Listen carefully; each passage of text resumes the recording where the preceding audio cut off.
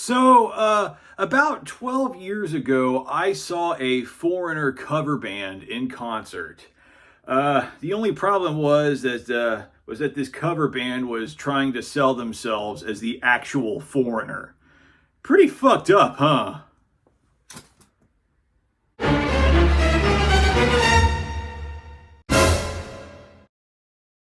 Hey, nobodies, it's me here once again, here with my co-host, Mr. Nobody. And today I'm going to be talking about a pretty horrible date I went on back in 2012, I believe it was. So I had been dating this girl that I had met on Match.com.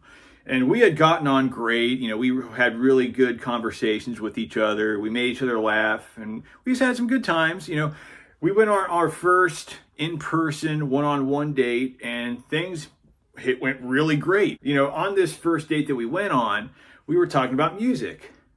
She asked me what my favorite band was, and I think I said probably either Disturbed or Breaking Benjamin. I was a teenager in the early 2000s. Don't judge me, okay?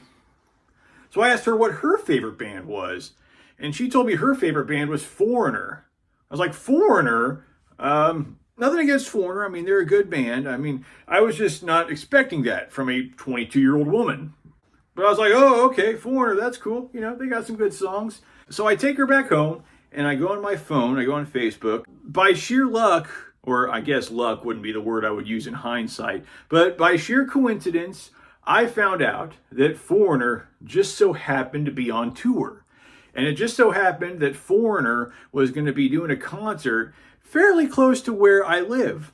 So I thought, this is a perfect opportunity. So I called the girl up and I was like, hey, Foreigner is going to be in this town that's close to us. You want to see them? And she's like, yeah, sure, that'd be great. That'd be a lot of fun. So I got us 2 tickets, and I was pretty excited. I thought, this is going to be great. So, like a week later, we go on our second date, and we had a great time. We hit it off really well. We went back to my apartment. Things got a little bit steamy. We attempted to make out, and that's when things went downhill because she soon found out that I have no idea how to make out. And it was super awkward, and she looked at me in absolute horror and disgust. That look of horror and disgust is burned into my mind, and it's making my collarbone hurt from cringing, and she left pretty soon afterwards. Sorry, just bringing back that memory, just kind of... Okay, I'm done cringing. So after that disastrous makeout session, I knew that it was pretty much over. But I had the Foreigner tickets. She really wanted to see Foreigner. And I was like, you know what? I paid for these tickets. I know nothing's going to go anywhere with this girl, but, you know, let's just go see Foreigner and maybe just have some fun at the concert. The day of the concert arrives. I go over to pick her up, and I go into her apartment. And she did not want to be around me at all. She would not even make eye contact with me. She did not want to talk to me. She would have rather been around anyone else but me. But she wanted to see Foreigner, so she kind of felt like, ugh, I got to spend an afternoon with this guy again. So I would like try to talk to her and stuff, and she would just like give me really short one-word responses.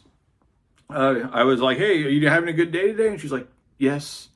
And then this is something she actually said. I said, you looking forward to seeing Foreigner? And she goes, maybe. She said maybe. Terrific. We're already off to a hideous start. So we get to the venue where Foreigner's playing.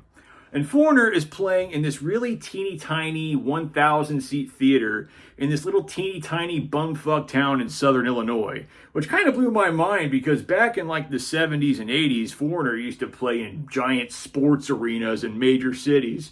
Now they're playing in this tiny dinky little theater. So we get there and we get to our seats, and I can't remember if there was an opening act. If there was an opening act, they were completely forgettable because I do not remember. But I do remember Foreigner, and I remember them coming out, and Foreigner, you know how a lot of like these really old bands from the 70s and 80s will have like one original member, but they'll still call themselves the band? Well, that's how Foreigner is. Foreigner has one original member. It's not even the lead singer, it's like one of the guitarists. So they have one original member, and they still call themselves Foreigner. And they come out on stage, and you could tell which one was the one original member because he looked like the Crypt Keeper. Grandpa's a rock star.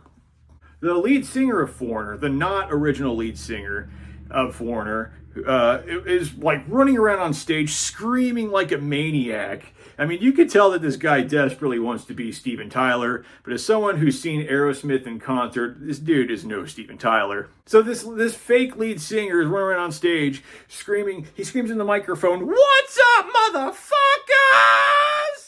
And it's like, dude, there's like this like family like in the row right in front of me with little kids in it.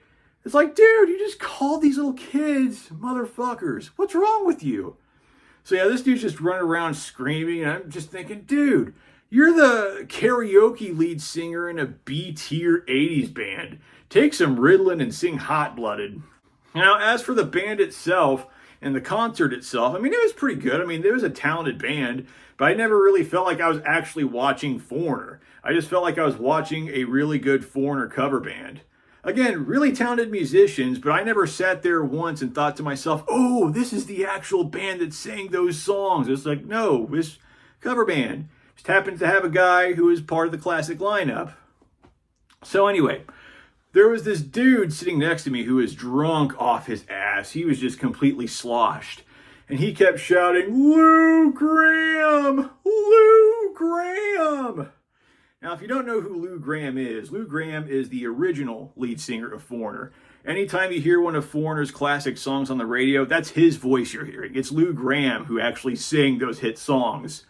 But he wasn't there that night. But who was there was that raving maniac who called those little kids motherfuckers.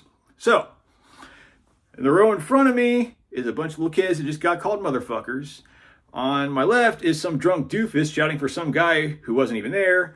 On my right is a date who would rather light herself on fire than to be around me. And on stage, I'm watching a Foreigner cover band that's trying to sell itself as the real thing. This sucks. So you know, Foreigner, you know, the fake Foreigner, they do all the, you know, the hit songs that you hear about 80 million times a day on classic rock radio. They do like Cold as Ice and, you know, Waiting for a Girl Like You. And then they did their most popular song, which is I Want to Know What Love Is, which is a really awkward song to be listening to when you're on a date with a woman who finds you about as attractive as boxed cancer. So, they did that song, and about halfway through the concert, I was starting to get a little bit bored. So I pulled out my Nintendo DS, and I started playing it in the concert. And one of the ushers at the theater, she like tapped me on the shoulder. She was like, "No pictures are allowed." Like she thought my Nintendo DS was like a camera or something. She goes, "No pictures are allowed." And I was like, "It's a Nintendo DS." She's like, "Put it away, no pictures." And I just got fed. I was like, screw this. Put the DS back in my pocket, walked out in the lobby, and just spent the rest of the concert out in the lobby just playing my DS. So the concert ends, and everyone walks out. I meet up with my date. And once again, no eye contact, wants nothing to do with me. I try to talk to her. She just gives me really shitty one-word responses. So yeah, that's basically how it was all the way back home. It was an hour's drive home of just like dead silence. I didn't even bother trying to talk to her anymore. Super awkward. I dropped her off at her house, and I went back to my place. And pretty much right after I got back, I found out that she pretty much just completely ghosted the fuck out of me. Hooray for me, I guess.